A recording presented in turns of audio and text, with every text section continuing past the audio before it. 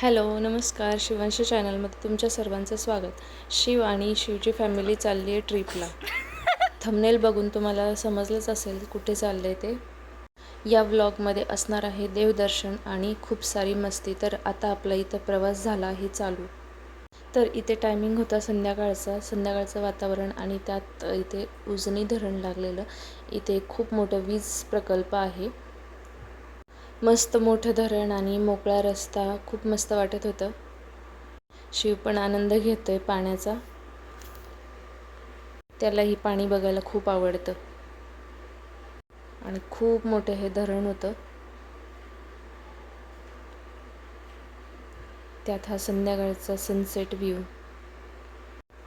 इथे झाली होती रात्र. जेवायला थांबलो होतो तिथे बाहेर शिव झोक्याचा आनंद घेत होता. त्यानंतर आम्ही गेलो पंढरपूरला विठ्ठलाच्या दर्शनाला. हे होते संत नामदेव पायरी. विठ्ठल रुक्मिणीचे दर्शन घेऊन आम्ही बाहेर आलो.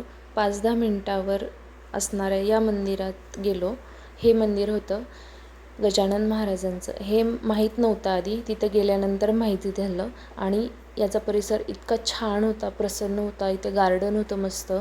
एवढं छान वाटत होतं रात्रीचं. इथे दर्शन घेतलं आणि हा व्ह्यू होता चंद्राचा. Good morning. दिवस दुसरा. इथे सगळं आवराआवरी करून आम्ही चाललो आहे स्वामींच्या दर्शनाला. सकाळचे 5 वाजलेत आणि आम्ही निघाले स्वामींच्या दर्शनाला. मस्त सकाळचा फ्रेश मूड होता आणि त्यात ओढ होती स्वामींच्या दर्शनाची. प्रसन्न वातावरण. मंदिरात आलं की खूप छान प्रसन्न वाटतं, शांत वाटतं मनाला. तेथील लाईटिंग आणि आम्ही चाललो आहे स्वामींच्या दर्शनाला. श्री स्वामी समर्थ. थोडीशी गर्दी होती इथे. दर्शन तसं लवकर झालं. इथे मी प्रयत्न करत होते स्वामींचा फोटो घेण्याचा, पण काही जमलं नाही. दर्शन करून आम्ही आलो वटवृक्षाच्या जवळ. तिथे जो स्वामींचा फोटो आहे, श्री स्वामी समर्थ, हा फोटो काढला. आणि इथे बाहेर आल्यानंतर प्रसादाचे दुकानं होते. Good morning. हा बघा सकाळचा सूर्य किती छान दिसतो. त्यानंतर आम्ही गेलो श्री क्षेत्र गाणगापूर येथे दत्ताच्या दर्शनासाठी.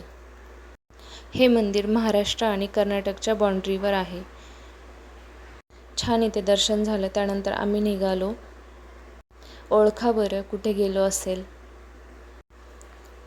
अख्ख्या महाराष्ट्राची कुलस्वामिनी तुळजाभवानी मंदिरामध्ये. येथे मात्र चैत्र महिन्यामध्ये कधीही तुम्ही आले तरी तुम्हाला गर्दी भेटेल. खूप गर्दी आणि भव्य दिव्य असं हे मंदिर. 2 ते 3 तास लाईनमध्ये थांबल्यानंतर दर्शन झाले आहे. त्यानंतर आम्ही आलो आहे बाहेर. शिवची आई भरत आहे भवानी मातेची परडी. खूप महत्त्व आहे ह्या परडीला. या परडीमध्ये गव्हाचं पीठ, मीठ, डाळ, गूळ, तेल असं जोगवा दिला जातो. पहा किती सुंदर आहे हे मंदिर, मनाला प्रसन्न करणारं. ही होती शिवची फॅमिली. शिवचे मम्मी पप्पा, आई बाबा, मामा आणि आईचे वडील असे होते सगळेजण. त्यानंतर आम्ही गेलो आहे येडाई मातेला. गर्दी असल्याने इथे बाहेरूनच दर्शन घेतलं आणि रिटर्न निघालो. तर तिथे होता DJ. इथे बघा शिव कसा डान्स करतो. गाणी म्हटलं की त्याला खूप आवडतं. सगळीकडे छान दर्शन झालं आहे. यापुढे अजून ब्लॉग असणार आहे, तर लाईक करा. थँक्यू.